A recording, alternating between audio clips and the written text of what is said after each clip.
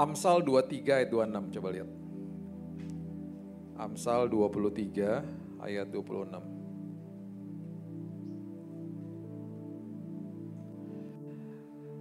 Dasar daripada sebuah hubungan, ya, hubungan kita dengan Tuhan, itu adalah sebenarnya adalah keintiman, bukan sikap. Saya ulang ya. Dasar daripada sebuah keintiman sama Tuhan itu, ya, sebuah hubungan itu, hubungan intim itu sebenarnya bukan sikap kita nih yang kita mulai dulu kita mau berbuat apa untuk Tuhan. Jadi keintiman itu dimulai dahulu, baru itu akan menghasilkan sikap. Kalau tidak kebalik nanti. Dan akhirnya kita capek ikut Tuhan. Tadi pagi saya udah singgung sedikit tentang belajar menerima dari Tuhan. Belajar menerima, kalau kita menerima dari orang lain, itu gampang biasanya. Dan kita senang lah terima-terima kado lah dan lain pemberian senang. Tapi ironisnya belajar menerima dari Tuhan itu susah. Karena di dalam ranah agama, yang agama sekali lagi ya, agama diciptakan Tuhan, Yesus membawa hubungan. Itu sebabnya sikap kita, pandangan kita kepada agama Kristen, sinode, denominasi, tata ibadah, hormati. Jangan dikultuskan. Yang dikejar Yesusnya. Makin itu dikultuskan, kita akan mencibir gereja lain. Itu gereja gak tepok tangan, kering. Gereja yang gak tepok tangan mencibir kita. Gereja tepok tangan, gak menghormati hadirat Tuhan. Gak ada habisnya. Jadi yang dikejar adalah Yesusnya. Ya. Jadi dasar daripada sebuah hubungan dengan Tuhan itu adalah keintiman. Baru nanti melahirkan sikap yang benar. Kalau diajarkan sama agama, itu kita diajarkan sikap dulu yang benar. Akhirnya kita berusaha untuk kita berpikir ya, berusaha untuk menyenangkan Tuhan. Jadi kebalik-balik akhirnya. Saya tidak bisa memberikan yang terbaik kalau saya nggak punya yang terbaik. Saya nggak bisa memberikan sesuatu kalau saya nggak punya sesuatu. Saya nggak bisa berikan tenaga atau waktu atau uang saya kalau saya nggak punya hal-hal itu. Jadi kalau kita nggak belajar terima dari Tuhan, gimana kita bisa berikan terbaik sama Tuhan? Apalagi berikan terbaik sama manusia yang lain, ya kan?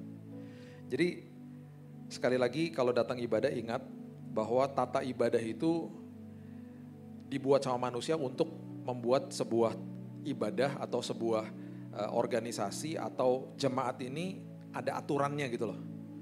Dibuat untuk supaya semuanya rapih seperti ya tata ibadah seperti begini. Selama 25 tahun pelayanan saya melihat banyak blunder-blunder lah yang terjadi di atas ini.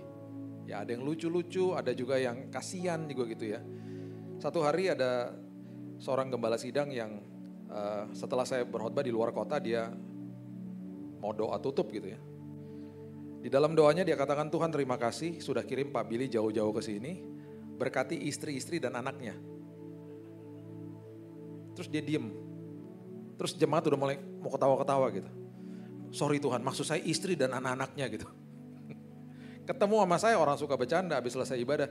Emangnya gue Salomo istrinya banyak. Salah ngucap lah. Ada lagi seorang WL yang ini kalau ini kasihan. Maksudnya baik, maksudnya bagus, ngucapnya salah. Tuhan hari ini kami gak mau malu-malu datang ke hadirat-Mu Tuhan. Di awal ibadah. Itu sebabnya Tuhan angkat kemaluan kami Tuhan. Aduh. Itu pertama jemaat masih tahan-tahan ketawa sampai akhirnya udah gak tahan lagi ketawa ketika ada jemaat di belakang yang teriak. Jangan Tuhan aku belum nikah Tuhan. Wah udah habis udah. Maksudnya benar, ngucapnya salah. Selama dia memimpin ibadah udah akhirnya kagok lah udah. Kasihan saya sama dia. Itulah blunder-blunder yang terjadi di atas mimbar. Gimana pun juga nanti akhirnya terjadilah meeting lagi, terus dikasih tahu, gini loh kamu harus ngomongnya gini. Biasalah, itu normal lah. Ketika itu yang dinilai dan itu yang dikejar-kejar, kecewa manusia. Itu sebabnya banyak orang Kristen gak mau ke gereja gara-gara lihat manusia bukan lihat Tuhan. Dan gak akan ada habisnya. Manusia, hamba Tuhan juga manusia, ya pasti ya sama aja. Kalau hidupnya gak dikuasai firman bisa kapan aja jatuh dalam dosa. Bisa kapan aja. Ya. Itu sebabnya Amsal 23 ayat 26 mengatakan begini, hai anakku, berikanlah hatimu kepadaku. Ini kalau kita baca hanya sepintas ya, kita langsung bilang gini, oh iya berarti saya harus taat nih sama Tuhan, berikan hatiku kepadamu. Bukan itu artinya. Disambung lagi begini, biarlah matamu senang dengan jalan-jalanku.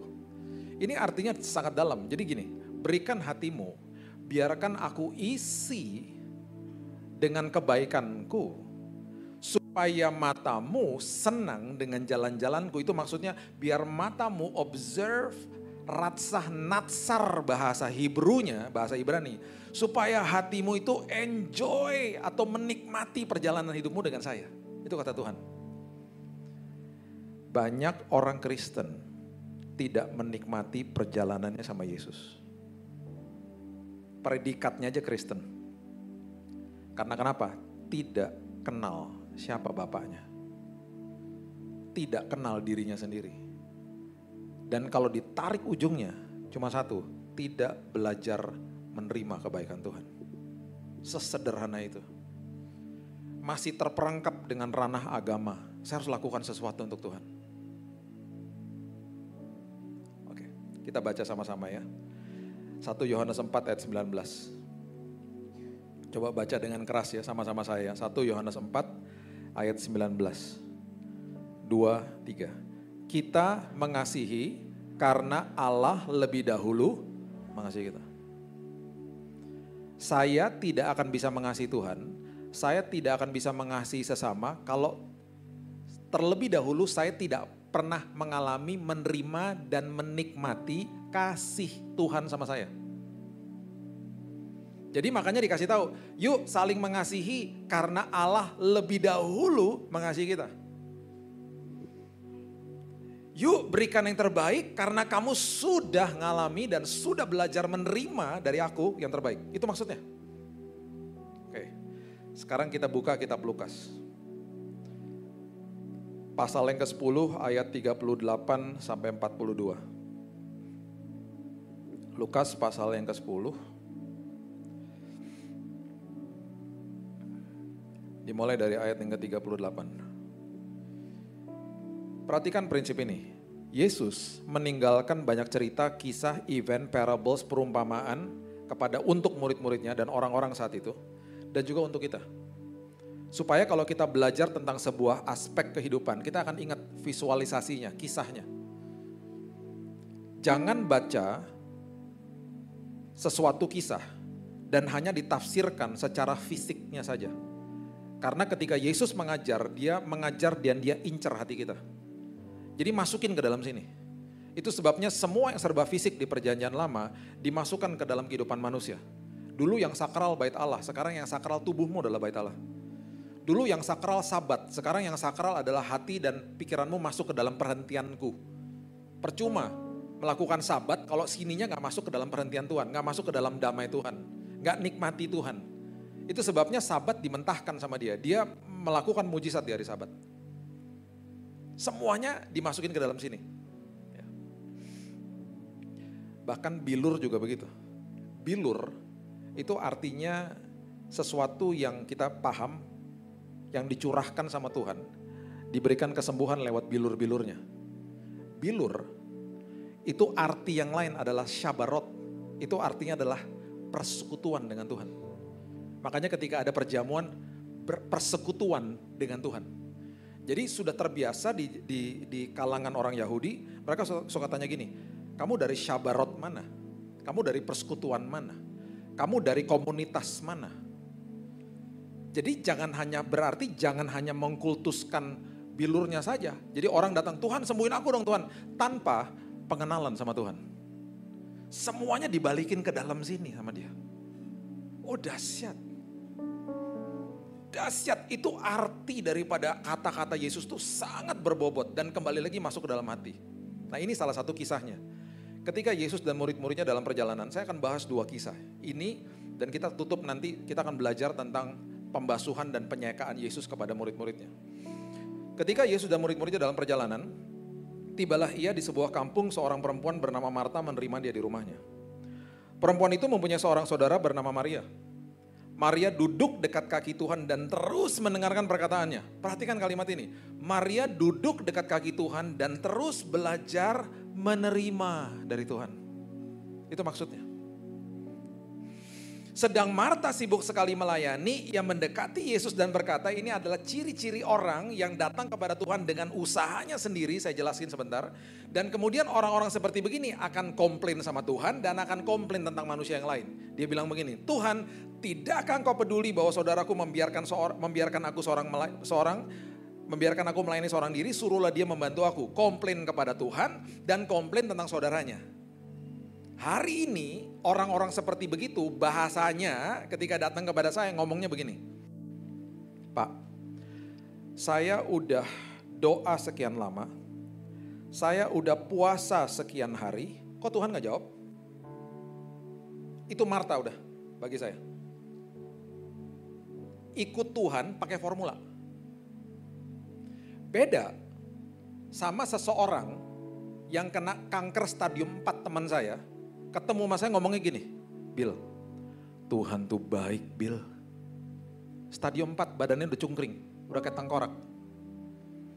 Bill, setiap hari aku menikmati kasih karunia Tuhan Bill. Selama ada hari esok, pasti ada pengharapan Bill. Bill, aku percaya kamu pernah khotbah Bill, bahwa kita berdoa dari posisi yang udah menang. Aku udah menang Bill. Walaupun aku belum lihat kesembuhan terjadi atas tubuhku, tetapi kesembuhan sudah diberikan untuk aku Bill. Gak pakai formula. Intim keluar dari mulutnya. Hari ini dia sembuh total. Sembuh total. Beda sama orang yang datang pakai formula. Udah berapa lama Bu kenal Yesus? Udah dari kecil Pak. Stres. Gak nikmati perjalanan sama Tuhan karena gak pernah belajar terima. Akhirnya komplain, sama seperti Marta. Keaton anak saya ketika dia masih TK ya. Saya pernah dipanggil sama gurunya. Gurunya bilang gini sama saya. Pak, kami mau tanya sesuatu Pak sama Bapak, dan sebelumnya saya mohon maaf, saya mau kasih tahu Pak, saya suka kasihan sama anak Bapak. Kenapa? Anak Bapak suka didorong Pak sama teman-temannya di kelas. Kenapa Miss? Pak, anak Bapak tiap hari kalau datang ke sekolah, semua orang dipelukin sama dia Pak. Temennya, gurunya, bahkan kadang-kadang satpam dipeluk. Random loh Pak, kadang-kadang gak ada suaranya, cuma dipeluk aja. Orang kan kaget Pak dipeluk sama dia. Nah saya kasihan Pak, kalau dia meluk temennya yang gak biasa dipeluk di rumah, didorong Pak dia. Karena dianggap aneh. Ngapain sih peluk-peluk gitu. Tapi ketika dia peluk temennya yang terbiasa dipeluk di rumah, oh peluk-pelukan lucu deh Pak tuh anak-anak, peluk-pelukan. Satu hari Pak, saya dalam kondisi stres. Gurunya nih. Bawaan saya bete banget Pak. Tiba-tiba Pak, pagi-pagi saya baru datang ke sekolah. Ada yang melukin kaki saya Pak. Waktu saya lihat ke bawah, si Keaton. Saya sampai pergi ke toilet, saya nangis Pak. Karena saya ingat tadi pagi saya bilang gini, Tuhan berikan aku penghiburan, Tuhan aku harus ngajar hari ini Tuhan. Tuhan kirim malaikat kecil Pak meluk saya. Itu hal kecil Pak, itu betul-betul menghibur saya. Saya cuma mau tanya Pak, itu anak bisa kayak begitu, diapain Pak di rumah? Saya bilang, tiap hari dia dipeluk dan tiap hari kami bisikin, I love you. Sampai hari ini. Ketika dia punya dan dia dapat sesuatu, kasih. Dengan sangat mudah dia bisa berikan kepada orang lain. Tanpa pamrih. Keaton sekarang sudah 16 tahun. Kemarin saya baptis dia. Dia adalah anak yang penuh dengan compassion, kasih karunia. Dan sampai hari ini, walaupun tingginya udah lebih tinggi dari saya, masih saya peluk, masih saya bisikin, I love you. Karena dia terima, dia bisa berikan yang terbaik kepada orang lain. Dia adalah anak yang sama sekali tidak pendendam. bahkan yang mendahulukan kepentingan orang lain. Itu dia. Setiap kali kita belajar terima dari Tuhan, baru kita bisa berikan yang terbaik. Makanya Yesus katakan begini sama Marta. Ayat 41.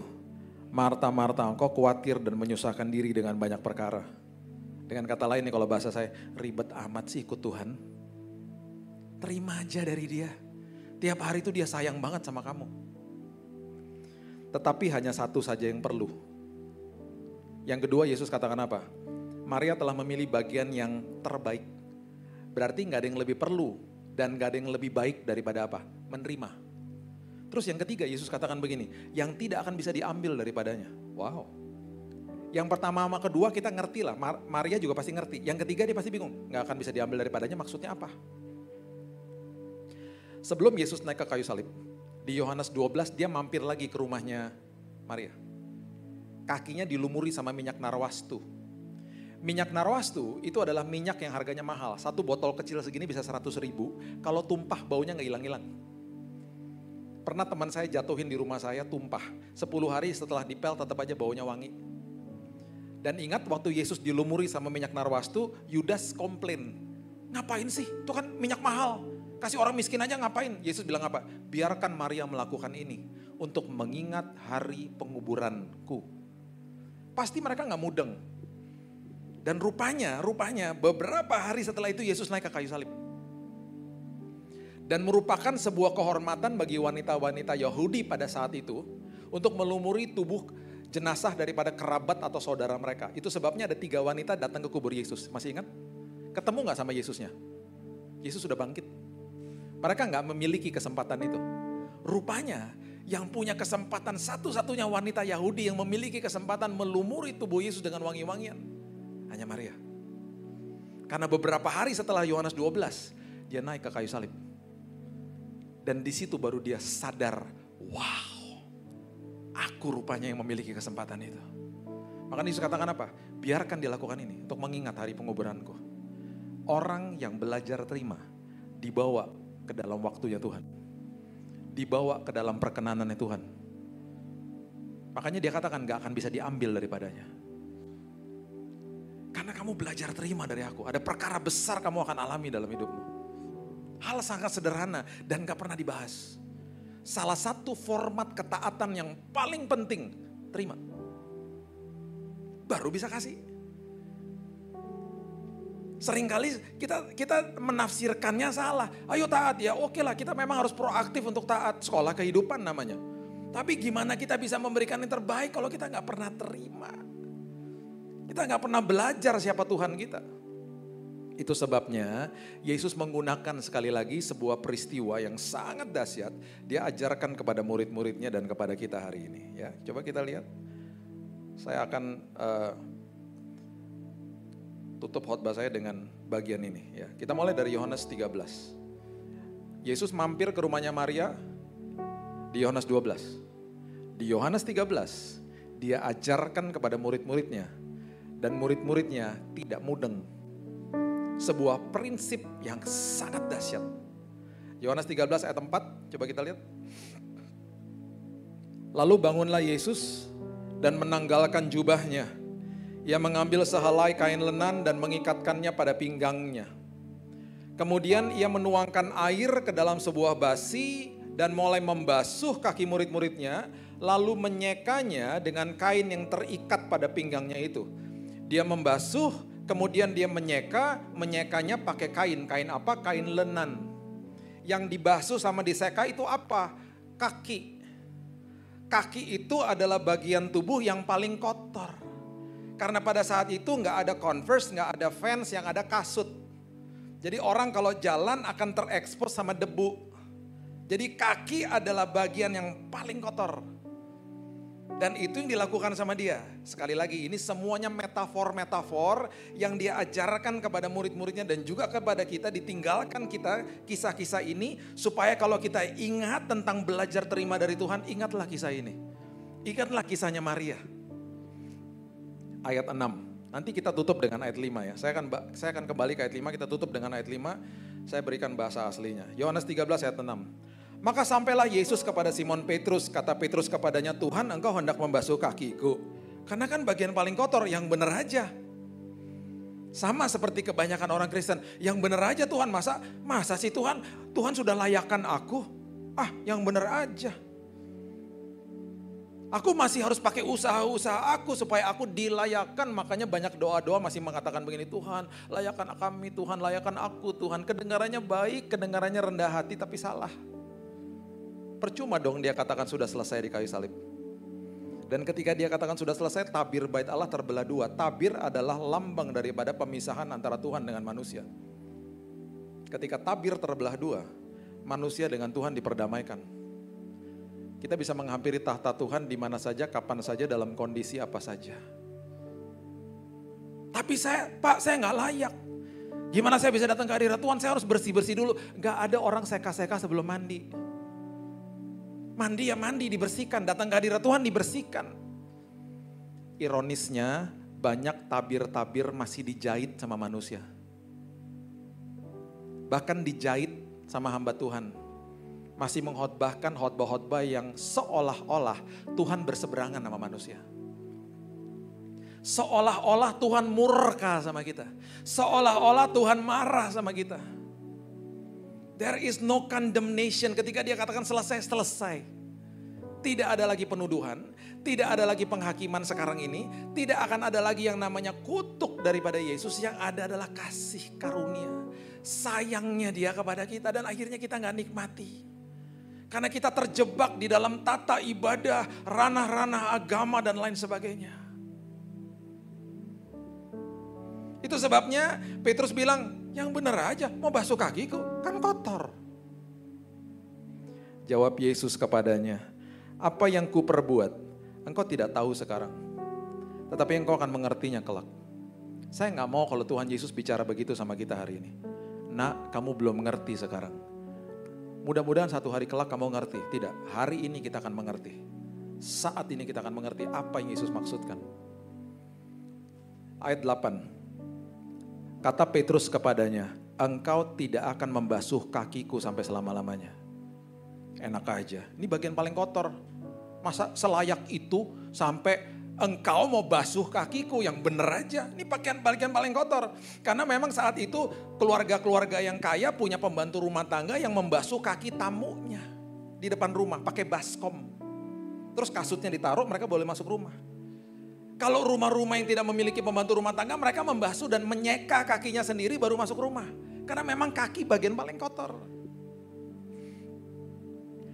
Engkau tidak akan membasuh kakiku sampai selama-lamanya. Jawab Yesus, jikalau aku tidak membasuh engkau, engkau tidak mendapat bagian dalam aku. Saya mau jelasin kalimat ini. Kalau kita baca, engkau tidak mendapat bagian dalam aku, mungkin kita berpikir, wah berarti saya gak diselamatkan kalau gak dibiarkan dibasuh. Sekali lagi ya, saya cuma mau ingatkan. Semua ini adalah metafor yang dimasukin sama Yesus ke dalam sini. Kaki itu menggambarkan pikiran dan hati kita yang kotor. Kaki menggambarkan pikiran dan hati kita yang penuh sampah. Karena kita tinggal di dalam dunia yang penuh sampah. Plus dibohongin sama iblis. Plus tuduhan-tuduhan iblis yang masuk ke dalam pikiran dan hati kita.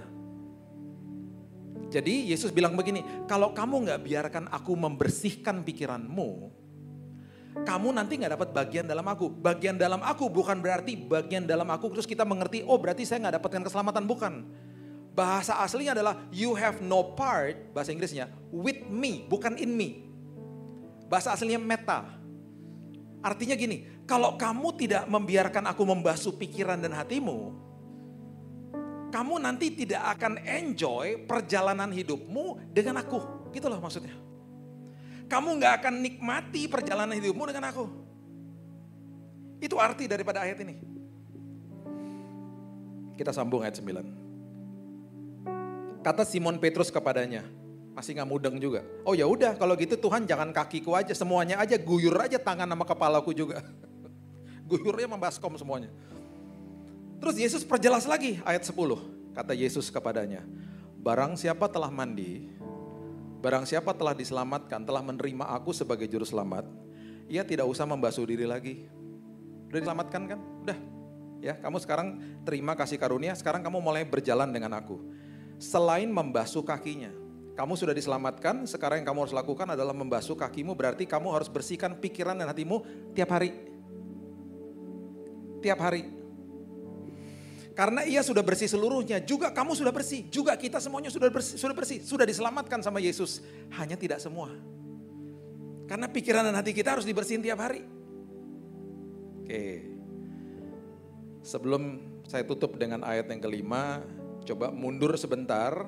Baca 2 ayat ini, Kejadian 3 ayat 14, nanti setelah itu Kejadian 2 ayat 7. Kejadian 3 ayat 14 mengatakan begini. Lalu berfirmanlah Tuhan Allah kepada ular itu, karena engkau berbuat demikian, terkutuklah engkau di antara segala ternak dan di antara segala binatang hutan. Dengan perutmu lah engkau akan menjalar dan debu tanahlah akan kau makan seumur hidupmu. Jadi iblis dikutuk, iblis yang diwakilkan dengan wujud ular, ya, dikutuk, yang menjadi makananmu adalah debu tanah. Oke.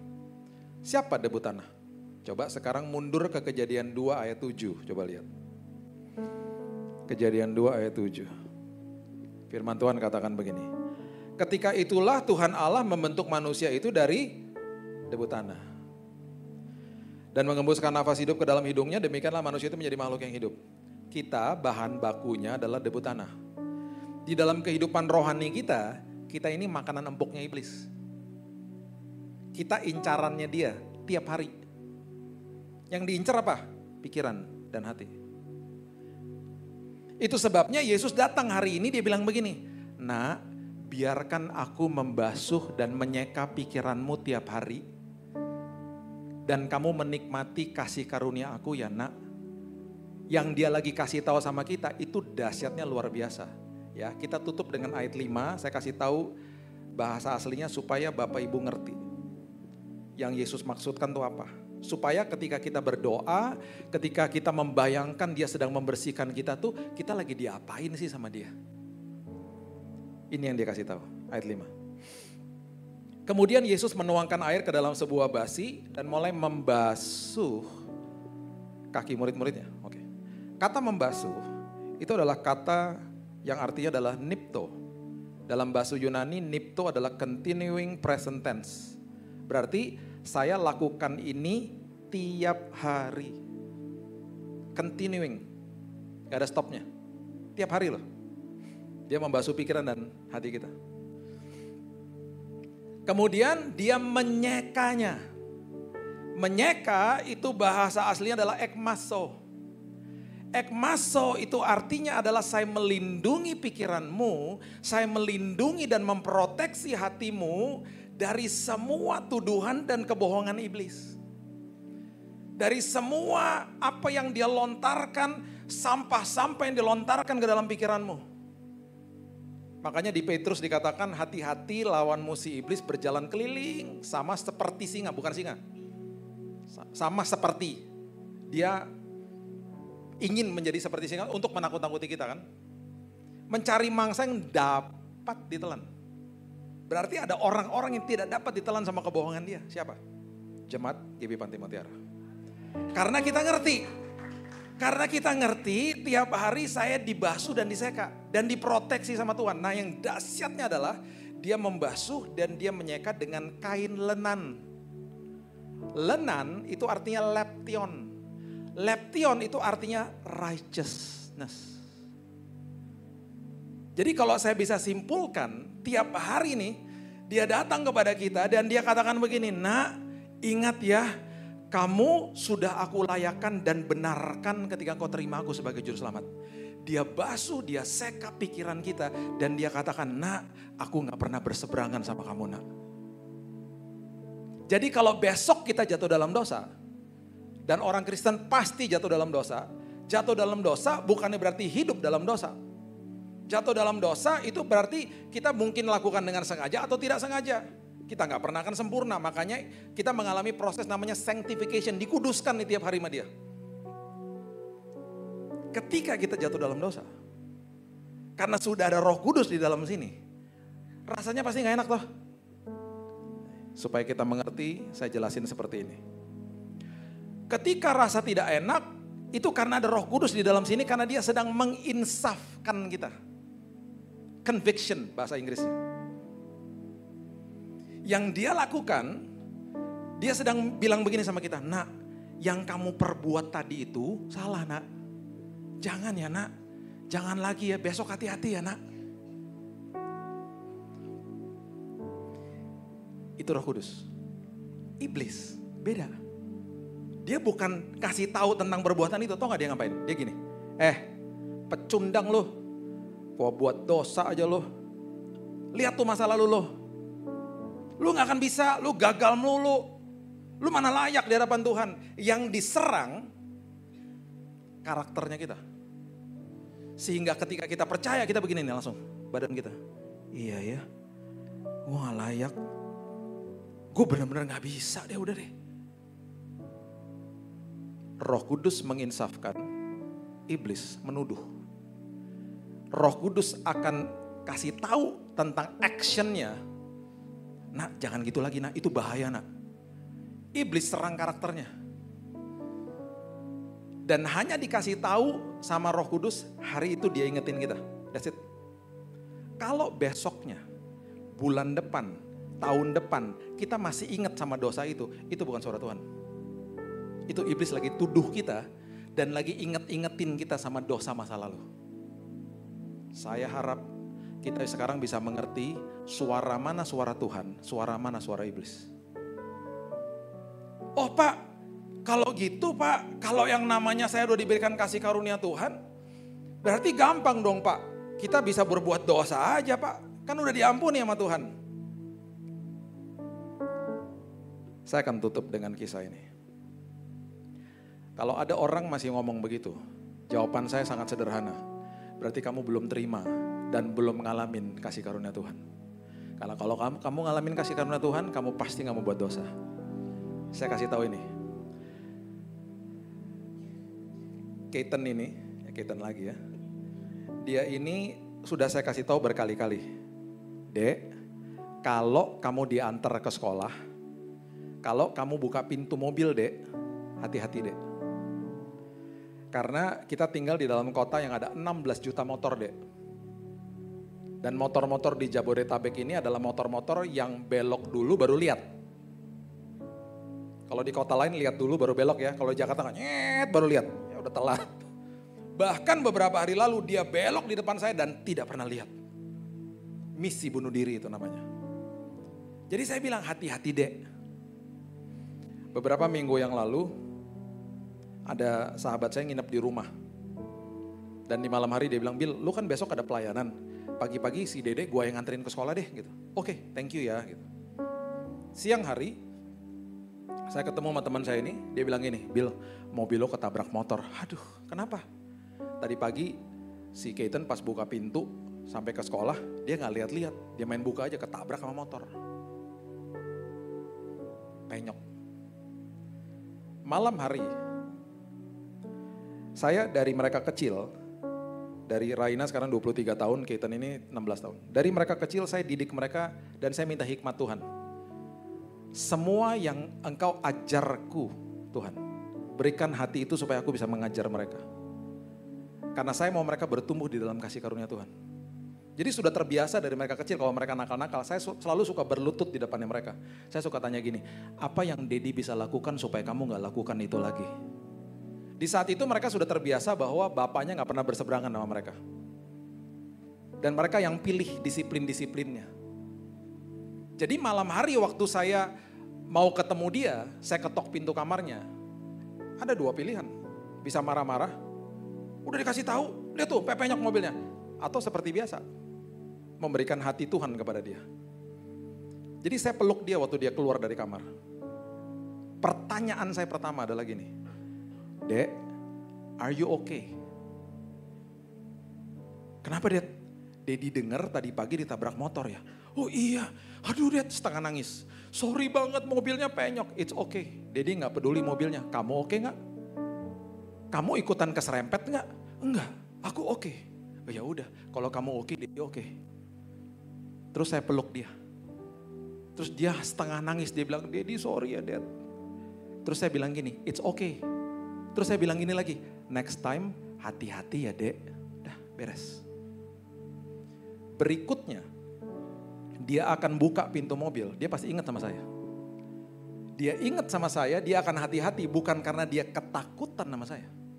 Tapi karena dia hormat sama saya. That is grace. Itu kasih karunia. Jadi kalau kita udah ngalamin kasih karunia, kita akan hati-hati. Kita makin gak mau buat dosa. Karena bukan karena kita ketakutan sama Tuhan, tapi karena kita hormat sama Tuhan. Takut sama Tuhan bukan ketakutan sama Tuhan. Takut sama Tuhan artinya hormat, reverent to Him. Jadi makin terima kebaikan Tuhan, makin tahu bahwa dia gak pernah berseberangan sama saya. Bahwa saya sudah dilayakkan sama dia, saya makin gak mau buat dosa. Jadi kasih karunia bukan tiket buat dosa. Kasih karunia memerdekakan manusia. It's a simple thing, belajar terima dari Tuhan. Ketika kita belajar terima dari Tuhan, hari ini kita bisa berikan yang terbaik untuk dia. Berikan tepuk tangan kita untuk Tuhan kita.